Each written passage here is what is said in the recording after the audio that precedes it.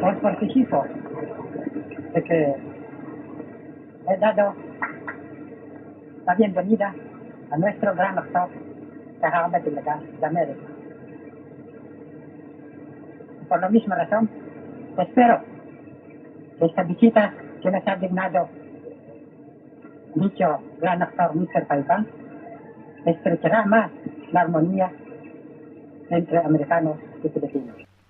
In the relation of great nations with weaker ones, the United States has granted the Philippines their independence, thus completely surrendering its sovereignty over the people of the Philippine Islands. Ika-14 ng Oktubre, taong 1943,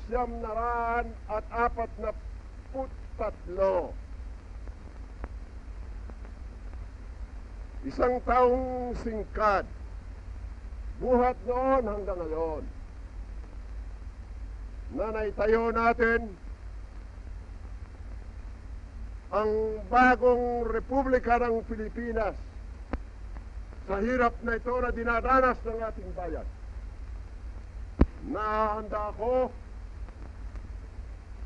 na magpatuloy sa daang makikita ninyo na aking inilalagda sa pamamagitan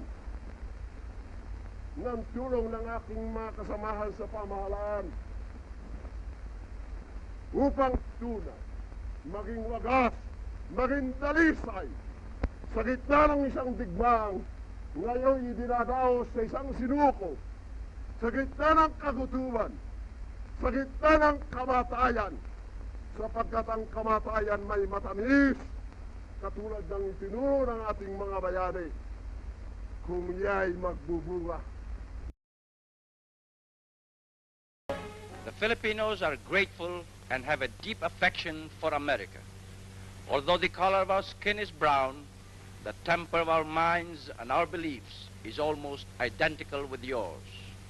The Philippines, in government system and tradition, is a replica in miniature of the United States. That has been transplanted to a land 10,000 miles across the seas, the seed of American democracy. If a prosperous and free democracy can be built in the Philippines upon the ruins of war, the prestige of America and the American way of life will be raised to towering heights, and the millions of people of the Far East will look to us and to you as their models. Mr. Speaker, distinguished members of the House of Representatives, it is a rare honor and privilege for any man to appear before this august body of the distinguished representatives of the American people. The whole world was plunged into the most destructive war known in history. The Filipinos bled with the rest of humanity in that gigantic and bloody struggle. I shall use all the force at my command to the end that the sovereign authority of this government shall be respected and maintained. There can be no compromise with this loyalty. Thank you very much, President Reagan. Mrs. Reagan, members of the Cabinet, distinguished guests, my friends, on behalf of the 50 million people of the Philippines, Mrs. Marcos and I express our gratitude for your warm welcome to Washington and to the United States of America. This great and beautiful city, that is one of the few cities that was built as a capital for a great nation, is indeed as has been written, the key to knowing the secret of America. Senator Thurmond, distinguished members of Congress. 3 years ago, I left America in grief to bury my husband, Ninoy Aquino. I thought I had left it also to lay to rest his restless dream of Philippine freedom. Today, I have returned as the president of a free people.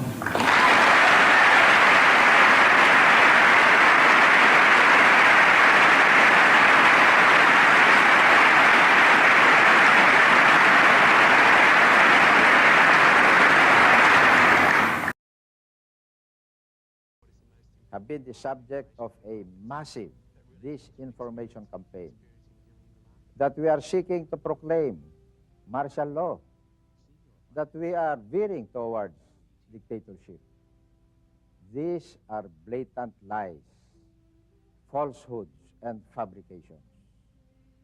As President, I categorically and emphatically deny these irresponsible accusations.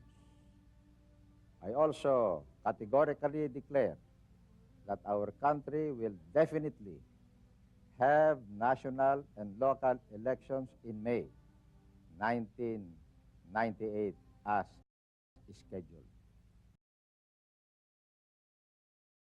Please remain standing. The political Joseph Ejercito pagsisikap. Joseph Ejercito Estrada. Dapat lang na malilit ang siyang makinabang sa ating pagsisikap.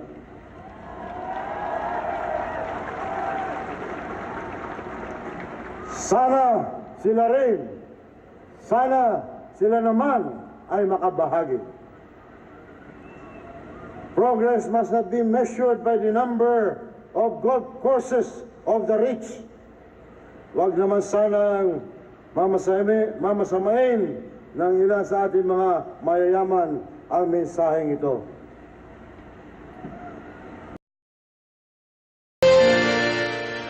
My fellow Filipinos, we come together tonight as we approach a hallmark of democracy for our great nation, the smooth transition of power to a new leader. We have just come through a historic election. It was open and it was modern. As a result, we were able to declare winners in hours and days rather than weeks and months. The face of politics in our nation has changed forever. Tonight, I once again congratulate President-elect Aquino and Vice President-elect Binay. 9 years ago, I came to the presidency at a time of great turmoil in our nation.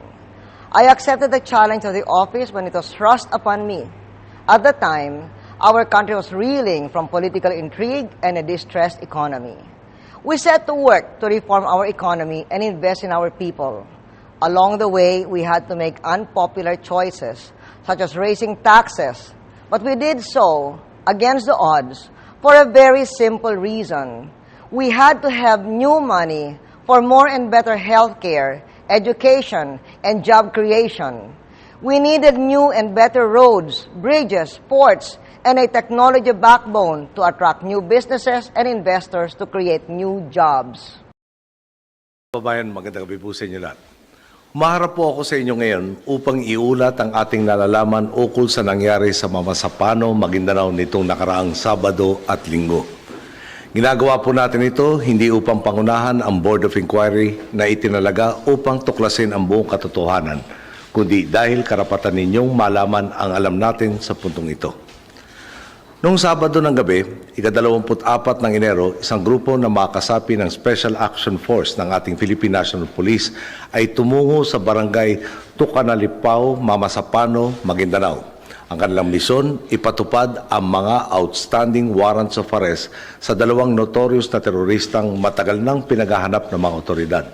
Sina Abdul Basit Usman at Zulkifli Binhir alias Abu Marwan. Sa pagtupad ng kanilang tungkulin, 44 sa ating mga pulis ang napatay, habang 16 naman ang sugatan. kabilang na ang 3 sibilyan, ayon sa huling tala ng ating NDRRMC. Bilang Pangulo, bilang Ama ng Bayan, napakalungkot pong isipin na kailangang magbuwis ng buhay ng ating kapulisan sa misyong ito. But this time, I felt that I was looking at the skies while I was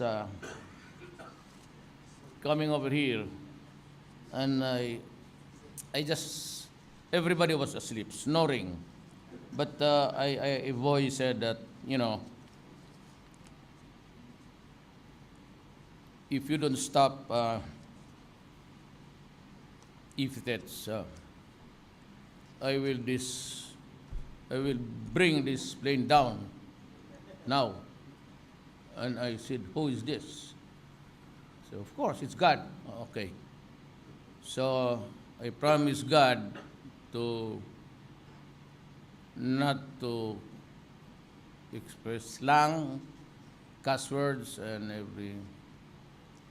So you guys hear me right always, because promise to God is He promised to the Filipino people.